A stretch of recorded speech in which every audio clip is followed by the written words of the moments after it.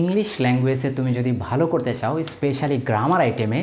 তাহলে তোমাকে কিছু বেসিক বিষয়ে ক্লিয়ার আইডিয়া থাকতে হবে। তোমাদের প্রায় সবাই জুনিয়র ক্লাসগুলোতে তোমরা এই বেসিক আইটেমগুলো কিন্তু পড়ে এসেছো, কিন্তু আমি তোমাদের গ্রামার পার্ট আলোচনার পূর্বে এই বেসিক বিষয়গুলো আবারও কেন আলোচনা করে নিচ্ছি, কারণ তোমরা যারা ইংরেজিতে ভালো তারা হয়তো বা এই বেসিক বিষয়গুলো সাজিয়ে গুছিয়ে পড়ে এসেছো, তবে অনেকেই দেখা গেছে এই বেসিক বিষয়গুলো তোমরা জানো কিন্তু এলোমেলোভাবে জেনেছো, ক্লিয়ার আইডিয়া নাই। ঠিক আছে, এই জন্য তোমাদের গত ক্লাসে বলেছিলাম যে গ্রামার আইটেম শুরু করার শুরুতে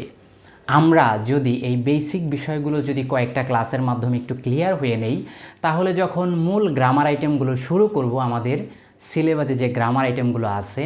তখন তোমরা এই বেসিক বিষয়ে আমাকে আর কোনো কোশ্চেন করবে না, ফলে আমি ওই আইটেমটা